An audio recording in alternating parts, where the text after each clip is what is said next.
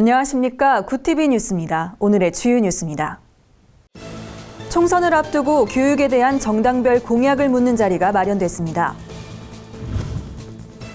동성애에 대한 표현의 자유와 국내외 입법 동향을 살펴보는 포럼이 열렸습니다.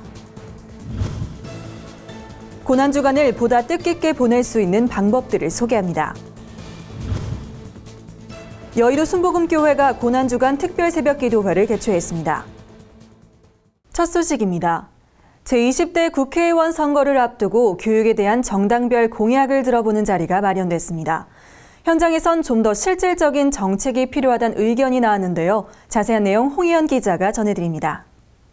새누리당은 교육 관련 공약으로 국공립 유치원 확충과 고교 무상교육, 학부모 학교 참여 휴가제 도입 등을 제시했습니다.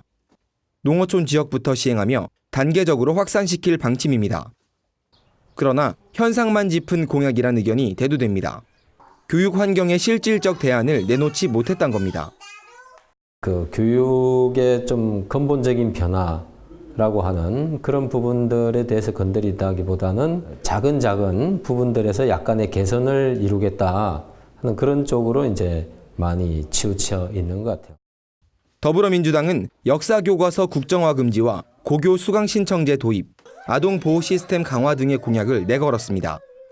학생들이 직접 듣고 싶은 수업을 선택해 교육 만족도를 높이고 아동 보호 시스템 강화로 최근 불거지는 아동학대 문제를 방지하겠다는 계획입니다. 하지만 선거를 의식한 나머지 야당으로서 내야 할 목소리를 내지 못하는 것 아니냐는 지적입니다. 결국 국민 여론 그리고 그것이 표로 연결되느냐 하는 그 부분에 대한 고려가 사실 1차적으로 되기 때문에 옳지만 뭔가 표가 되지 않는다라고 하는 그런 판단들 때문에 채택되지 못하는 그런 공약들이 좀 많았다. 이 밖에도 정의당은 사교육비 경감을 위해 학원의 선행학습을 금지하고 초중고 방과 후 학교를 강화하겠다는 계획을 밝혔습니다. 또 녹색당은 농어촌의 작은 학교를 살리기 위해 자원교사를 모집하고 마을 공동체와 학교를 연계해 교육하는 정책을 펼치겠다고 말했습니다. 전문가들은 지난 19대 총선에 비해 이번 총선에서는 교육 분야 공약이 활발히 제기되지 않고 있다며 건강한 교육 분야 정책이 나오기 바란다고 입을 모았습니다. 구티비 뉴스 홍우연입니다. 한국교회 최대 이슈 가운데 하나는 바로 동성애 문제입니다. 이런 가운데 동성애에 대한 표현의 자유와 국내외 입법 동향을 살펴보는 포럼이 개최됐습니다. 김정현 기자입니다. 영국 간호사 A씨는 착용하던 십자가 목걸이를 빼라는 병원의 요구를 거부했다가 근무하던 병원에서 면직을 당했습니다. 지난 2010년 성차별과 인종차별 금지 등을 담은 평등법이 제정된 이후 영국에서는 많은 크리스천들이 역차별을 당하는 것으로 알려지고 있습니다. 이 평등법이 통과되면서 이제 모든 영국의 정치인들이 동성 결혼을 정상적인 것으로 인정하기 시작했고요. 동성애를 비판하는 것을 처벌하는 것은 지극히 당연한 것으로 여기기 시작했습니다. 이런 상황에 대한 우려는 더 이상 남의 나라 얘기가 아닙니다. 현재 국내에서도 인권 침해라는 이유로 동성애에 대한 표현의 자유가 제한된다는 목소리가 나오고 있습니다.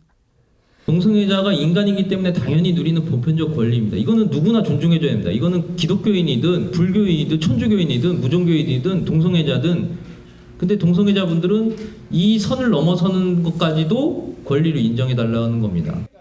실제로 한국기자협회는 지난 2011년 제정한 인권 보도 준칙을 통해 성적 소수자에 대한 보도를 제한하고 있습니다.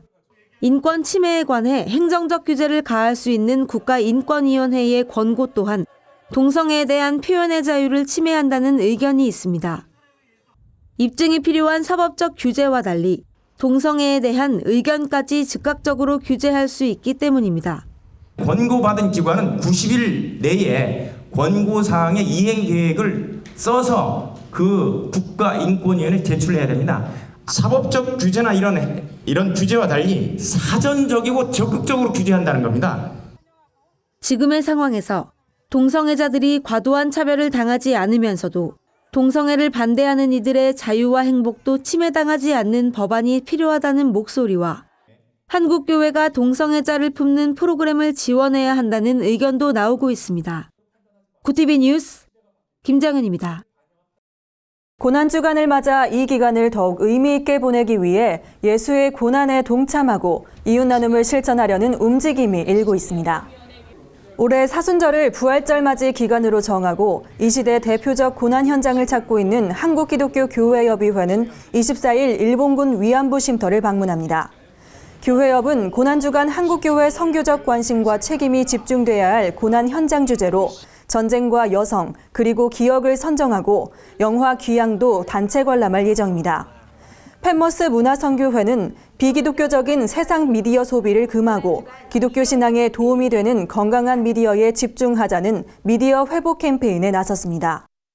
매년 고난주간을 앞두고 캠페인을 벌여온 펜머스는 올해도 돈플레이, 두플레이라는 주제로 미디어 금식과 미디어 가려먹기 실천 운동을 전개합니다.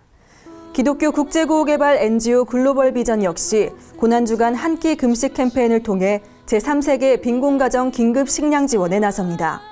글로벌 비전은 캠페인에 참여함으로써 예수 그리스도께서 겪으신 고난을 기억하고 굶주림에 고통당하는 아이들도 돕길 바란다고 전했습니다.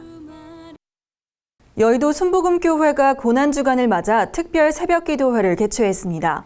21일부터 엿새 동안 열리는 기도회는 이른 새벽부터 성도들의 발길이 이어지며 기도의 열기를 보였습니다. 성도들은 이번 한 주 고난주간을 지키며 그리스도의 십자가 고통을 기억하고 고난에 동참하는 기간으로 삼고 있습니다. 십자가 고난과 부활의 영성이란 주제로 열리는 이번 특별 새벽기도회는 조용기 목사와 이영훈 목사가 강사로 나서 말씀을 전합니다. 이영훈 목사는 기도의 첫날 설교를 통해 우리가 지나간 자리에 예수님 흔적이 남길 바란다며 그 방법은 자기 뜻대로 살려는 욕심을 버리고 주님의 고난에 동참해 낮아지고 희생하는 것이라고 강조했습니다. 기도회는 지성전과 직할성전, 제자교회와 지교회 및 해외교회의 위성으로 중계되며 인터넷 FGTV와 구TV 기독교 복음방송을 통해 생중계됩니다. 오늘의 간추린 뉴스를 김민정 기자가 전해드립니다. 간추린 뉴스입니다. 기독교 대한성결교회 소속 세례교인 수가 1년 새 3만 5천 명가량 감소한 것으로 조사됐습니다. 지난해 총회에서 교회별 총회비 책정 기준이 1년 경상비에서 세례교인 수로 바뀜에 따라 명부상으로만 존재했던 세례교인 수가 정리됐기 때문으로 분석됩니다. 이슬람 극단주의 세력에 가담했다가 유럽으로 돌아온 지하디스트, 이른바 이슬람 성전주의자들의 수가 2천여 명에 달하는 것으로 알려져 각별한 주의가 요구됩니다. 프랑스 일간지 르피가로는 IS가 근거지를 벗어나 먼 곳에까지 무장지부를 운영하고 있을 수 있다면서 이 조직이 전쟁 경험이 있는 귀국 지하디스트를 이용해 테러를 저지를 가능성이 크다고 진단했습니다. 신촌 성결교회가 오는 6월 은퇴를 앞둔 이정익 목사의 후임으로 박노훈 연세대 교수를 내정했습니다. 박 교수는 내달 임시 사무총회 투표를 통해 청빙 여부가 최종 확정될 예정이며 지방회 승인을 거친 뒤 오는 5월 29일 담임 목사로 취임하게 됩니다. 좋은 교사 운동이 아이들의 삶을 더 깊이 이해하고 학부모와 소통하기 위해 가정방문 캠페인을 전개합니다. 교사들은 앞으로 가정방문을 통해 파악된 아이들 가운데 경제적으로 어려움에 처한 아이들과 1:1 결연을 맺고 성과급 10%를 기금으로 조성해 지원할 방침입니다. 이상으로 뉴스를 마칩니다. 구TV 뉴스는 인터넷 신문 뉴스 미션을 통해서도 보실 수 있습니다. 시청해주신 여러분 고맙습니다.